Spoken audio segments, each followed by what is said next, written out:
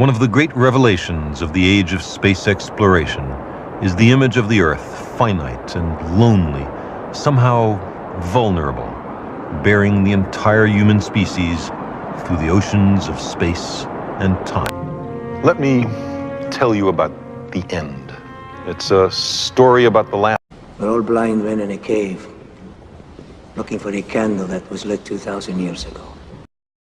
In the 3rd century BC, our planet was mapped and accurately measured by a Greek scientist. How would we explain all this to a dispassionate extraterrestrial observer? What account would we give of our stewardship of the planet Earth? We have heard the rationales offered by the superpowers. We know who speaks for the nations, but who speaks for the human species? Who speaks for Earth? A competitive world, Andrew. The Church is no exception. From an extraterrestrial perspective, our global civilization is clearly on the edge of failure in the most important task it faces, preserving the lives and well-being of its citizens and the future habitability of the planet. Nothing ever gets out of here, does it? Unless, of course, they want it to. But this is an ancient perception. Shouldn't we also be willing to explore vigorously every possible means to shouldn't we consider in every nation major changes in the traditional ways of doing things, a fundamental restructuring of economic, political, social, and religious institutions? But I have an excellent excuse for this intrusion. Yes, I do. Should I wizard energy? You've known for 24 hours. The real miracle is anybody believes anything. Where is this man? I don't know. I don't know what I'm doing, to tell you the truth. None of us know what we are doing. We've reached a point where there can be no more special interests or special cases in every person on the Earth, contrary to human nature.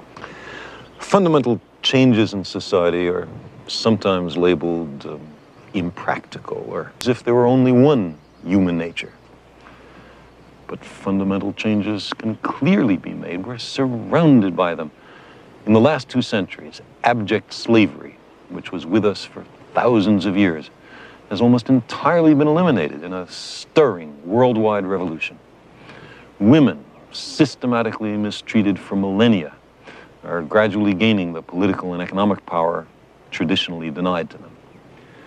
And some wars of aggression have recently been stopped or curtailed because of a revulsion felt by the people in the aggressor nations. Let me tell you about the end. It's a story about the last scientist to work in this place. A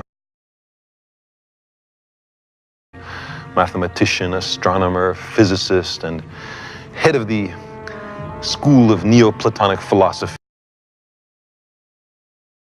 The old appeals to racial, sexual, and religious chauvinism and to rabid nationalist fervor are beginning not to work.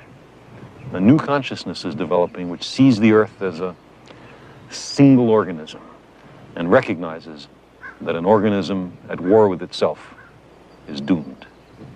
We are one planet.